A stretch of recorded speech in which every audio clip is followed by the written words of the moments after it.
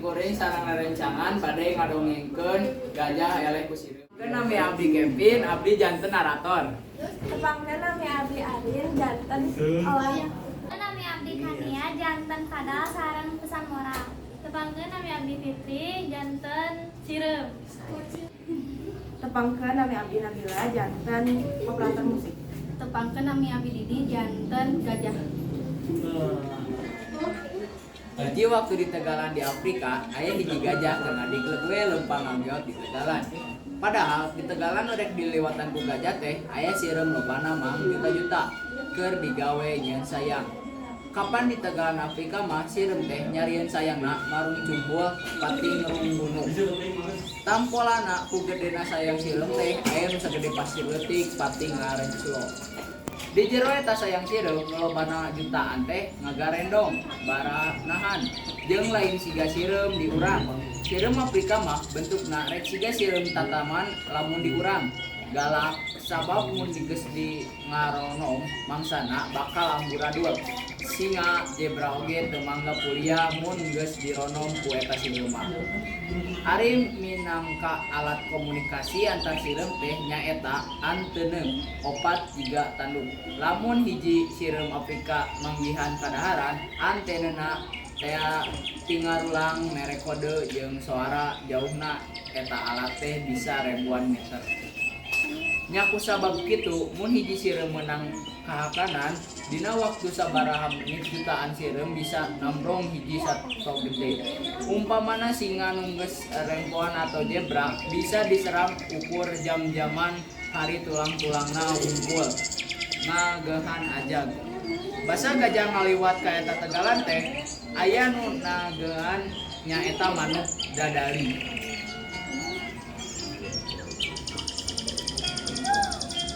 Manehna karunyaeun bisi sayang sireum nu keur babarengan dijieun teh digele ku gajah.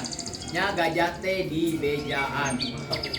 Gajah kade lempang teh ulah nayot kalebah dinya sabar sireum keur nyarieun sayang bisi katinca kaminya. Ceuk manuk dadali ngingetan.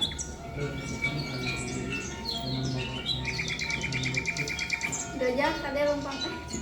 Wah, Nah, ternyata kira sireum katinca teh mah paling get.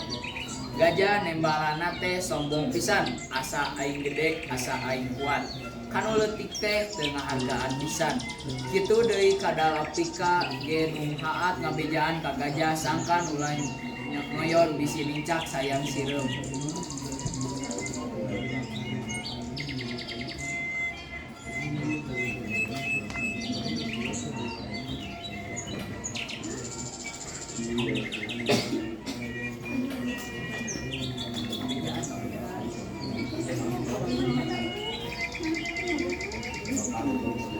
Gajah kade eta sayang sireum. Tadi waro terus we gajah teh ngadigleum muru jutaan sireum nu keur marulung anting ngaputan taneuh di jero lobang. Nah barang anjlok kana gundukan itinca. Nah barang anjlok kana gundukan imah sireum teh ngaleye we sireum nu aya reuna ditincakan. Atuh ngahos paraeh we da teh kabur-kabur. Ningali rakyat ribuan paraeh ditincakan ku gajah. Raja sireum ambekeun pisan. Gajah ditantang perang. Gajah ditantang kitu teh lain sadar kana kasalahanana. Kala atau bari sombong. Manehna seseurian ari sireum nyeun siasat keur perang jeung gajah teh. Rewan sireum teh nyeun lobang nu jero salaput gajah. Dina waktu nu geus ditangtukeun perang di mimitian, loba sato sejen anu ngalalajuanan perang campurna di antara pasukan sireum jeung gajah teh. Gajah nyuruntul rek ngaleyak rewan sireum nantang perang si gajah. Sireum ngahajakeun nantang di jajalaneun nu geus meunang ngagali teh. Atuh ditantang kitu asa dilelewe gajah teh beuki ambek. Sebrut nyuruntul ka hareup teh tolih tincakeun. Atuh puguh we bari nepi kana lobang teh nu ngagarewil we gajah teh asup kana lobang bari timurugil kana lobang. Gajah ukur bisa ugal-ugil teu bisaeun hanjas.